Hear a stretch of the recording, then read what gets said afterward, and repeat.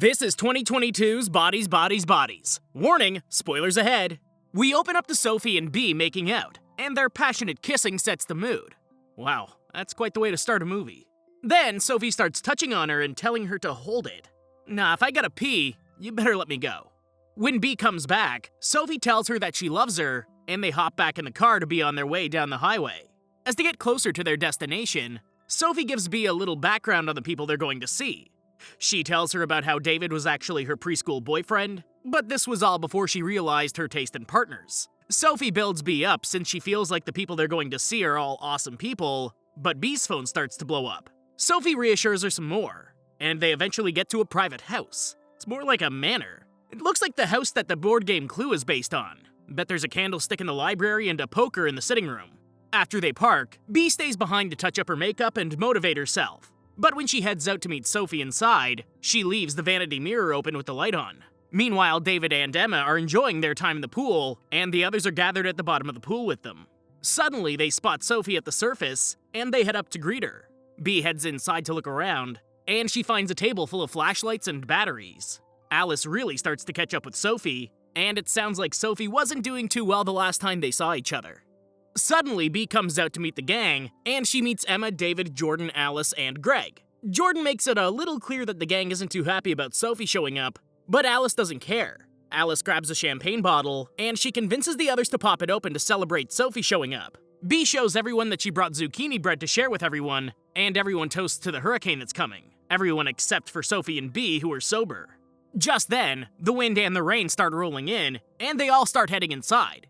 David ends up walking in on Sophie and B making out in one of the bedrooms, and he pulls Sophie aside to talk to her in private. B takes this time to venture around the house, and Jordan finds her way to her by the stairs.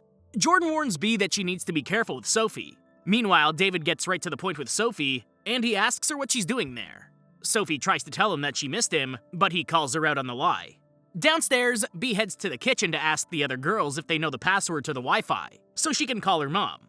Afterwards, she tries to blend in with the other girls, and she takes a drink from Alice to fit in. Ooh, that's gonna be a mistake. Now Sophie will be the only sober one, and B doesn't really seem like the type to get really drunk and let loose very often. This whole situation is a recipe for disaster. Plus, it's an A24 film, so this is gonna be great. After getting to know each other, the girls ask B about her relationship with Sophie, and they're surprised that they've been together for 6 weeks. This whole conversation, B finds out that she's been eating weed chocolate cake. Now it's a party. B and everyone really start to dance and let loose as the sun goes down. Jordan watches B and Sophie get a little comfortable with each other, but she doesn't look too happy about it. Everybody but Sophie is messed up, and some boundaries are really starting to get crossed. Jordan and B get really comfortable, but Jordan keeps throwing glances over to Sophie. Then leave it to Sophie to start the real movie here. She starts everyone on the game of Bodies, Bodies, Bodies. That game used to get really dark and violent, and that's by playing innocently in real life. That's not even a horror movie setting. While Sophie explains the rules, David and Alice snort a line in the kitchen, and the real party starts. After a tense game of slaps, everyone turns the lights off and they go their separate ways. B uses her phone as a flashlight to crawl around the massive manor, and the storm rages on outside. She eventually comes to Alice in the kitchen, who takes off running, but when she comes across another person, she hides her light. The game's rather uneventful for quite some time, but soon someone yells bodies, bodies, bodies. Greg is the first casualty, and they start nominating who they think the killer is. It's like a big game of Among Us. Who's acting sus? Eventually, B notices that Greg isn't moving, and surprise, it's all an act. He's not dead yet. When bodies start actually dropping, it could literally be anyone. No one here actually likes anyone else. After a tense exchange between Greg and David, Greg decides that it might be time for him to go to bed so that the kids can play their games. Immediately, Alice lets it slip she knows a little more than she should about David and Emma's sex life, and he gets mad at Emma about talking about their romance behind his back. David makes Emma cry immediately, and the girls vote David as the killer to kick him out of the game. He loses his temper and smashes a glass on the mantel before storming off. The rest of the girls gather to start the game over again, but this time, the power really goes out. Some of them think that David shut off the power to the house, but some of the others believe that it's just the storm. Jordan decides to go flip the breaker, and B heads to the bathroom down the hall. As B makes her way to the bathroom, she watches as the storm rages outside, and she gets startled by David when he slams against the window with blood running down the front of him. The other girls gather to try and help him, but it's too late for him. David makes perfect sense to be the first victim, though. He's the most unlikable character, and if he didn't go now, we'd spend the entire movie focused on how we'd get rid of him. Now we don't have to worry about him. It also leaves the bigger question though, who would hate him enough to kill him? Emma's too obvious. The girls try to get Sophie's car to go get help, but the car battery is dead thanks to Bee leaving the mirror open. Apparently everyone else was dropped off by someone named Max, and he isn't back with the car yet. They all head inside, and Jordan finds one of David's swords outside in the mud covered in his blood. Jordan decides that someone should go check on Greg to make sure he's really sleeping, but Alice doesn't seem to want to bother him. Jordan grabs a knife to make sure she stays safe, and she questions Alice on how much she really knows about Greg. Eventually, Alice wants Greg to come down to prove his innocence, but they suddenly realize that Emma has disappeared. The rest of the girls stick together to search for Emma now, and they think she might have had something to do with David's death since she was so upset with him.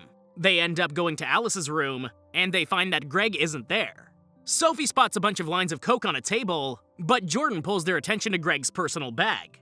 It's full of survivalist equipment that raises their suspicions, and there's a map that has the house circled on it. Jordan decides to take the bag with them, and they go to search for Greg and Emma. When they go to another room, Alice finds Emma laying under the covers, but she seems to be okay. After popping a Xanax, Emma joins the group in searching for Greg, and they find Greg laying down in the gym with his light therapy mask. When they go to get a closer look, he startles them when he jerks awake. That's the least of their worries. Greg really doesn't seem to have any idea what's been going on, but all these girls are waving knives and cleavers in his face. I'd get hostile if I woke up to that too. Greg really tries to keep his cool, but they really do make it hard for him. Everyone hopped straight to violence. It was only when Bee hit him in the back of the head with a kettlebell that he fell to the ground. Even if he isn't dead, he's definitely got brain damage now. Oh wait, he's getting back up. Never mind. Bee double tapped him. He's done. Once it's all done, Alice tries to tell the others that he really didn't do it, but Jordan can't help but think that Greg made the most sense. No one seems to think that any one of them could have actually done it, so they just focus on how and why they should be getting out of the house. Sophie can't take it though, and she heads to the bedroom to do a line of coke before joining the rest of the crew in the living room. When Sophie gets back, Jordan can immediately spot that Sophie is using again, and Emma gets put on the spot for how she didn't deserve David. Meanwhile, Bee is changing and wiping her face, but I can't imagine that this will really matter in the end either. Downstairs, Sophie looks through David's board games until she finds his secret stash of drugs. After that, she finds Emma, and she apologizes for all the drama she just caused. Sophie gives Emma the secret stash, and Emma runs off into the dark. Bee, on the other hand, notices Jordan searching for Sophie, and she tries to hide in the shadows. Everybody seems to be wandering the house searching for someone else, but when Alice hears a thud, she starts to worry that she might be next. Eventually, she slips on a wet floor, and she looks up to find that she's fallen onto Emma's dead body. Bodies, bodies, bodies. Jordan tries to come up with an excuse, but Alice points out that she had to be pushed down the stairs. The four of them decide to sit in a circle in the living room, and Alice noticed that someone's been playing the game this whole time. When she really thinks about it, she pieces together that the only one left that makes any sense is actually Bee, and she kicks her out of the house into the hurricane outside. Once Bee is locked out, she circles the house to try and find another way in, but Alice and Jordan lock all of the doors before she can reach them. I don't know what category this storm is, but you definitely do not want to be stuck outside in a hurricane. Oddly enough, Bee goes to the car to get shelter, but the doors are locked. They were just in there and the battery was dead. How did the car lock itself?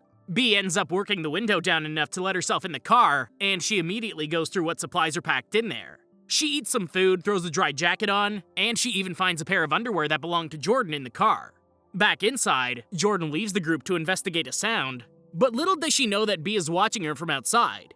She watches as Jordan grabs a gun from another room, and she makes her way to the doggy door to sneak in. Once inside, Bee grabs a hammer, and she makes her way into the other room. Bee tells them that Jordan has a gun, and Jordan empties her pockets to show that she doesn't actually have a gun. But it turns out that Jordan was the actual killer in the game. That means very little right now, but Jordan is the most intense of all these characters. If anyone was going to take this seriously, it would be her. Jordan calls Bee out for being a liar, and Bee comes clean on her backstory. It turns out that Bee is actually a sensitive, heartfelt person that didn't want to disappoint Sophie. Sophie holds Bee close, and Jordan loses it. Jordan grabs the gun that she hid, and she opens up about the real feelings the group has about Sophie. In turn, Sophie opens up about the kind of fake friends that all of them are to her, and Alice just tries to turn things around the entire time. While Sophie tries to defend her ghosting behavior, Jordan and Alice point out that that's just how she is. In an attempt to break the bond between Bee and Sophie, Jordan admits that Sophie slept with her before she came up to the house the day before, and now no one trusts anyone. These are the worst kind of friends. Not to mention they're all involved with each other at one point or the other, or at the same time. They really make you wonder if the interactions would be different if some of the other characters were alive instead. Whoa! Jordan shoots Alice in the leg when she can't stand her mouth anymore. They are literally the worst friends in the world.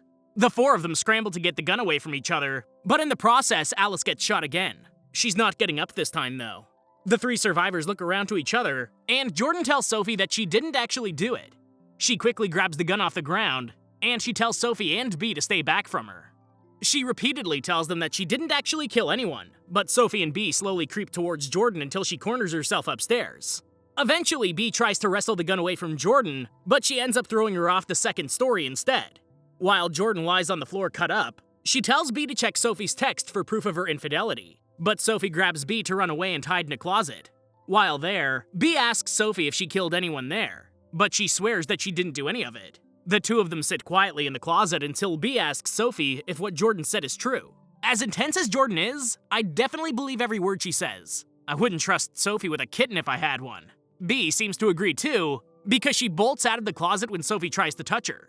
B bolts through the house until she finds a hiding spot, and Sophie searches for her in the same room. She tries to tell her that they have to stay together, but when B doesn't answer, she goes off searching elsewhere. B eventually creeps back out, and she makes her way past the other dead bodies. The sun comes up outside as she makes her way to the backyard, and Sophie sneaks up behind her to hold her. Sophie tells her that she had something to tell her, and she tells her about how she gave Emma pills that caused her to trip and fall. During the hug, B pulls out Jordan's gun, and she tells Sophie that she wants her to check the phone for the text Jordan mentioned.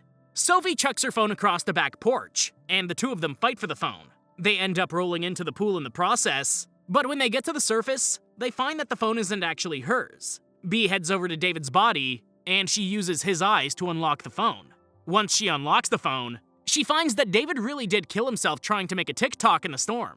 Just then, Max shows up, and he asks the girls what happened while he was gone. Meanwhile, the electricity comes back on, and the cell phones start working. B tells Max that she has reception, and then the credits roll. I actually kind of had to laugh at the ending. Of course David was dumb enough to have an accident like that, and it would be just like this paranoid society to assume that someone was out to get them all. A24 gave us another banger of a movie. Give it a shot. Thanks for watching, and I hope you enjoyed the video. Don't forget to like and subscribe for more like this one. Comment what you think I should watch next, and I'll see you in the next video.